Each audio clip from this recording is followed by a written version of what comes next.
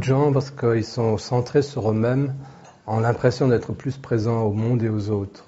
Et souvent c'est faux. Et d'autres fois, lorsque réellement on est dans cet effort conscient d'être présent à soi-même et en même temps d'être totalement ouvert au monde et à l'autre, il s'installe naturellement, même dans des états conflictuels, il s'installe une euphonie, c'est-à-dire un mouvement qui est un mouvement harmonieux, même dans le conflit possible, même dans les oppositions d'idées.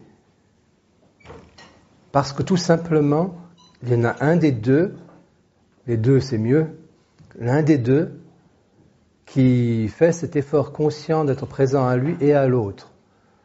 Et dans cette présence s'installe un mouvement qui est un mouvement d'harmonie. C'est vraiment ce qu'on appelle une harmonie. Et une euphonie, c'est-à-dire une espèce d'équilibre des sons, du mouvement de la vie en réalité. Et ça peut être impulsé par une personne. Et on peut très bien sembler tout à fait calme et serein soi-même, en réalité parce qu'on s'est enfermé dans sa bulle, et on a coupé tout contact avec les autres, mais on se sent relativement bien dans sa bulle. Là, il n'y a pas d'euphonie, pas d'harmonie. Et il n'y a pas cette force supplémentaire qui vous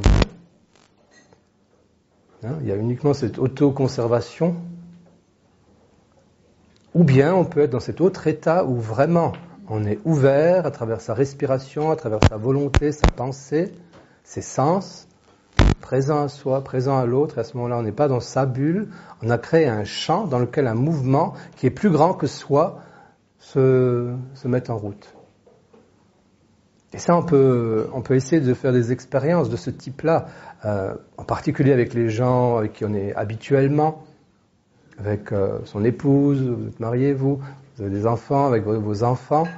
Vous pouvez le faire sur votre lieu de travail, vous pouvez le faire lors de la rencontre avec un ami. C'est essayer de regarder la différence qu'il y a quand vous êtes concentré sur vous-même, préoccupé que par vous, même dans un travail de présence à vous. Ensuite, faire l'effort de vous ouvrir à l'autre, tout en étant encore conscient au moins de votre respiration, de votre corps, et essayez de remarquer les différences qu'il y a. Parce que si vous remarquez les différences, un jour, beaucoup plus facilement, vous entrez dans cet état. Parce que la moindre différence devient un rappel qui provoque, de façon tout à fait biologique et naturelle, cet état. Et en même temps, pour ceux qui arrivent à faire ça, de temps en temps, quand vous vous laissez aller, vous êtes mécanique et endormi et que vous êtes tout à fait ordinaire dans votre relation à l'autre, soudain, un moment d'éveil où vous remarquez comment vous êtes à ce moment-là. Ce que vous êtes comme personnage ordinaire. C'est pas négatif, ce que vous êtes comme personnage ordinaire. Donc il y a 3 aspects comme ça. Personnage ordinaire, homme ou femme qui essaye d'être présent à lui-même, et rappel de soi, c'est-à-dire en réalité rappel de soi, c'est rappel de quelque chose de plus grand que soi qui inclut nécessairement l'autre, qui est une partie de vous-même, qui est une partie de votre vie, de votre destin, et vous le rappelez aussi. La véritable signification du rappel de soi, c'est ça, c'est rappel de l'esprit qui a meublé votre vie des autres, qui sont une partie de vous. Et là, tout commence à être tellement intéressant, surtout si vous faites ces expériences, de remarquer la différence entre les états dans lesquels vous êtes quand vous faites un exercice comme ça. Sinon, vous vivez des vies ennuyeuses qui ont besoin de stimulation de temps en temps pour vous sortir de votre ennui habituel ou de vos émotions négatives habituelles. L'ennui, la dépression, la peur, l'angoisse pour les uns ou les autres. Et mettez plutôt ça à la place, ces expériences, ces expérimentations quant à la richesse possible de votre vécu et de votre vécu avec les autres après. Mais à partir de quelque chose qui vous est tout à fait propre à vous. Il faut partir de là.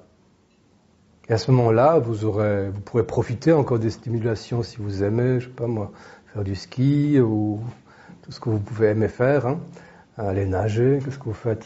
Manger quelque chose de bon, etc. Vous pouvez profiter de ça, mais vous en profitez avec une toute autre qualité. Et vous n'avez plus besoin de ça pour vous satisfaire de vos insatisfactions. Mais pour ça, il faut être quelqu'un qui a envie de ça, qui a envie de plus s'ennuyer dans sa vie, de plus avoir peur dans sa vie, de plus avoir d'angoisse dans sa vie, de plus se déprimer, d'être triste dans sa vie. Il faut que vous soyez dans une espèce de mouvement de jeu. C'est un jeu, hein, les exercices. C'est de jeu continuel. Et plus souvent vous êtes dans un jeu comme ça, et tous nos exercices sont un jeu de ce type-là. Hein. Nos exercices ne sont pas des exercices sérieux, quoi. Ils changent tout le temps, ils ne sont pas sérieux. Ils sont un jeu, mais qui permettent à certains, mais il faut 20 ans pour ça, hein, sauf pour ceux qui sont extrêmement intensifs dans ce qu'ils font, et dont le karma le permet, un jeu qui permet un jour d'entrer en contact avec qui je suis vraiment.